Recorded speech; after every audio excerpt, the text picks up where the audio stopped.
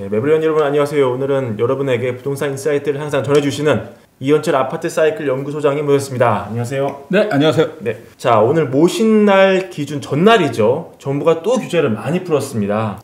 예상됐던 시나리오다, 아니면 좀 빨랐다? 예상은 했었는데 빠르다는 느낌이 많이 들었어요. 벗어난 건 어떤 게 좀 벗어났어요? 벗어난 거는 사실 지금 규제 완화의 포커스가 어디에 맞춰질까 부분을 고민을 해보거든요. 그럼 지금 많은 분들이 아마 미분양, 건설사 쪽에 포커스가 맞춰져 있지 않을까 이렇게 생각하거든요. 그러니까 규제 완화를 해서 미분양 나는 거를 좀 어느 정도 해소하고 그 다음에 주택시장 침체도 어느 정도 막아보겠다 이런 쪽이라면 저는 필연적으로 이제 규제 완화를 할 정책이 있거든요.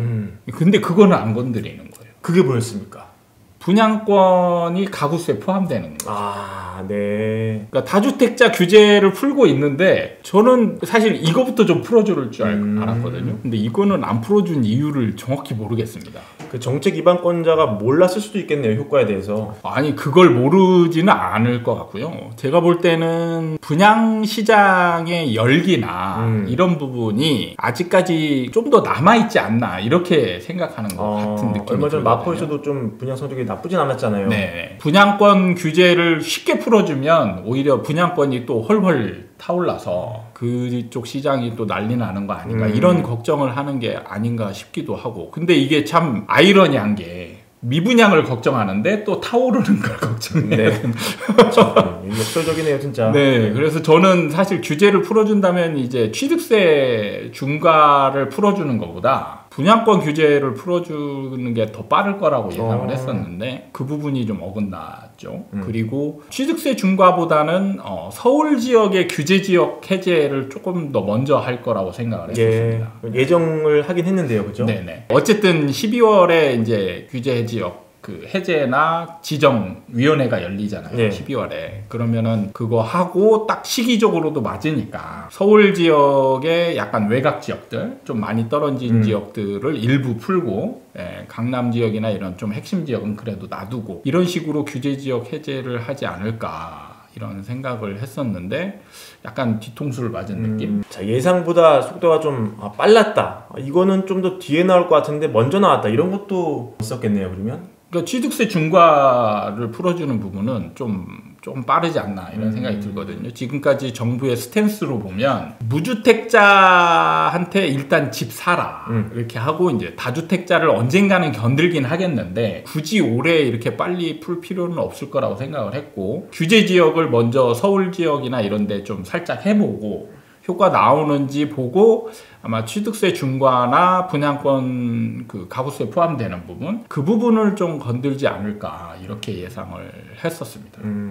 그럼 다주택자 취득세를 건드렸다는 거는 결국 무주택자가 집 살 여력이 없다, 그러니까 여력이 되는 다주택자가 조금 사라? 뭐 이런 신호를 보낸 것이라고? 거의 그렇다고 봐야죠. 어쨌든 지금 그 경착륙을 우려해서 규제를 완화한다는 거는 거래가 좀 늘어나길 바라는 거죠. 거래가 늘어나서 그러니까 매수자들 보고 어쨌든 집을 좀 사라 이런 얘기죠. 그러면 지금 무주택자들한테 뭔가 혜택을 막 주면서 규제를 풀어줬는데 무주택자들이 지금 꿈쩍도 안 한단 말이죠. 그럼 결국엔 건들 수밖에 없는 게 이제 다주택자들인 거죠.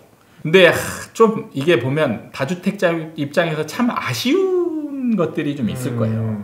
뭐가 있겠습니까? 일단 취득세 중과도 확 풀어준 게 아니고, 그렇죠. 약간 완화. 그 다음에 양도세 중과도 연장. 뭐 이런 식으로. 그 다음에 다주택자가 되는 그 필연적인 과정인 분양권의 가구수에 포함되는 부분. 그러니까 저는 순서를 금리 인상이 어느 정도 이제 그 기조가 완화되고 그 다음에 이제 규제를 추가적으로 풀어줄 거라고 생각을 했거든요. 근데 지금 금리 인상 기조가 완화되기 전에 규제를 풀어줬어요. 이거가 좀 어떤 의미가 있는가도 볼 필요가 있을 것 같은데, 금리 인하가 단기에 이루어지기 어렵다고 판단했기 때문일까요? 그 부분도 있겠지만 문제는 저는 이제 이렇게 예상을 했던 게 급락이 모여 있고 이제 금리 인상이 어느 정도 멈추고 그 다음에 여기에 정책이 좀 센 정책이 딱 가면은 사람들의 심리를 자극할 수 있겠다. 그래서 약간 이 정도 시점에 반등이 나올 가능성이 충분히 있겠다. 이렇게 이제 좀 예상을 했었는데 네. 그러니까 정부가 지금 이 순서를 바꾼 거잖아요. 네. 바꾼 이유는 정말 상승은 1도 바라는 게 아닌가 이런 생각이 들기도 해요. 규제 완화를 했는데 조절해서 풀었고 예. 지금 금리 인상의 그 효과는 굉장히 세단 말이에요. 그렇죠. 그러니까 지금 금리 인상이 이렇게 센데 규제를 풀어주면 효과가 있을까? 이 부분인 거죠. 규제 풀어주는 효과를 그냥 세게 바라는 게 아니고 약간의 형식적인 측면도 있지 않나 이런 생각이 좀 들긴 하거든요. 거의 못 먹는 감이다 그렇게 보시는군요. 예, 이렇게 해석하는 게 맞는지는 모르겠지만 소장님이 지금 이렇게 생각하시면 맞는 게 아닐까요? 제가 볼 때는 지금 느낌이 너무 빠른 느낌이 나서 지금 같은 경우 이렇게 규제 완화를 지금 하면 예. 완화의 효과가 날까 이런 생각도 들기도 하거든요. 자, 그러면 수석님 생각하시는 남은 규제 완화 시나리오 우리가 저번 편에서도 다루긴 했는데요. 좀 한 번 더 정리해 주시면은 이제 어떻게 좀 흘러갈지. 풀어준다라면 반드시 이제 지금 짚고 넘어가야 될 게 아마 분양권 가구수에 포함되는 부분과 예. 그다음에 취득세를 지금 다 중과를 풀어준 게 아니고 약간은 지금 완화시켜 준 거잖아요. 예. 그 부분도 이제 추가로 풀어줄 가능성이 있고 그 다음에는 이제 서울 지역 지금 규제 지역 규제 지역 해제 전체는 아니겠지만 아마 부분적으로 나눠서 단계적으로 풀어주지 않을까 이런 생각을 좀. 그럼 전국적으로는 강남 3구까지도 결국은 풀리게 되는 거죠? 그만큼 심각해지니까. 나중에는 다 풀어주죠. 예, 나중에는 언젠가는이 문제지. 예, 규제는 다 풀어주게 돼 있습니다. 심지어는 뭐 부양책까지 나올 가능성도 충분히 있으니까. 부양책이라 하면 어떤 걸까요? 원래 있던 세금을 없애주는 거죠. 그렇죠. 예, 대출이라든지 이런 부분도 더 많이 해주고. 예.